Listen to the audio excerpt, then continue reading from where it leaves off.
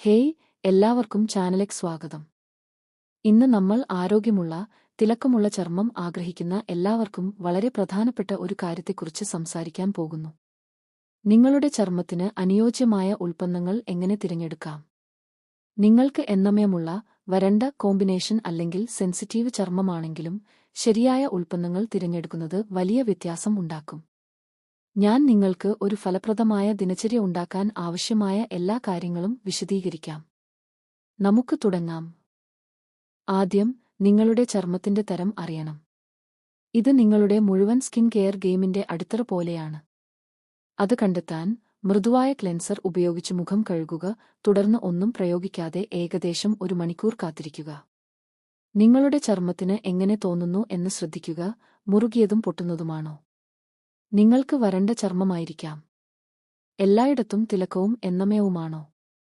അത് എണ്ണമയമുള്ള ചർമ്മമാണ്. ടിസോൺ എണ്ണമയമുള്ളതും എന്നാൽ കവിൾ വരണ്ടതുമായ ഒരു മിശ്രിതമാണെങ്കിൽ നിങ്ങൾക്ക് കോമ്പിനേഷൻ ചർമ്മമാണ്. നിങ്ങളുടെ ചർമ്മത്തിന് ചുവപ്പ്, ചൊറിച്ചിൽ അല്ലെങ്കിൽ എളുപ്പത്തിൽ പ്രതികരിക്കുന്നുണ്ടെങ്കിൽ നിങ്ങൾക്ക് സെൻസിറ്റീവ് ചർമ്മമായിരിക്കാം.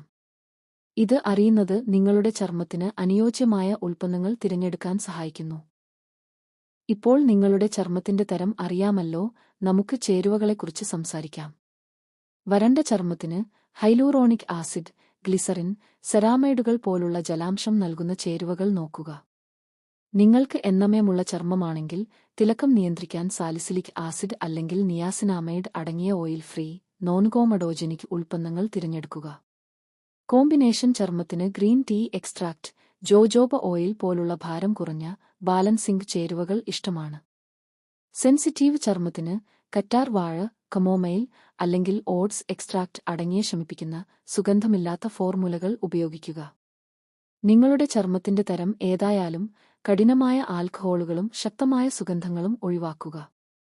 അവ നിങ്ങളുടെ ചർമ്മത്തിന്റെ സംരക്ഷണ പാളിയെ തകരാറിലാക്കും.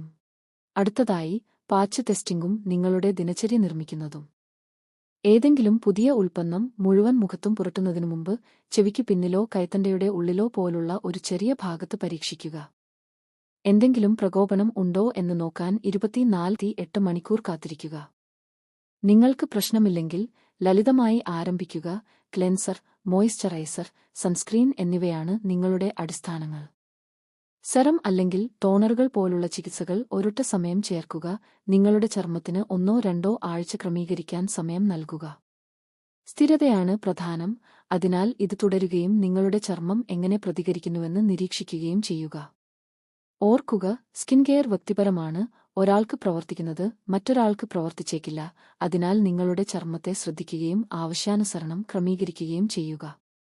ഈ നുറുങ്ങുകൾ സഹായകരമാണെന്ന് തോന്നിയെങ്കിൽ ലൈക്ക് ബട്ടൺ അമർത്തുകയും കൂടുതൽ എളുപ്പമുള്ള ബ്യൂട്ടി ഹാക്കുകൾക്കായി സബ്സ്ക്രൈബ് ചെയ്യുകയും ചെയ്യുക. നിങ്ങളുടെ ചർമ്മത്തിന്റെ തരവും നിങ്ങൾ വിശ്വസിക്കുന്ന ഏതെങ്കിലും ഉൽപ്പന്നങ്ങളും ചുവടെ കമന്റ് ചെയ്യുക. നിങ്ങളിൽ നിന്ന് കേൾക്കാൻ ഞാൻ ആഗ്രഹിക്കുന്നു. നന്ദി. അടുത്ത വീഡിയോയിൽ കാണാം. തിളങ്ങിക്കൊണ്ടിരിക്കുക.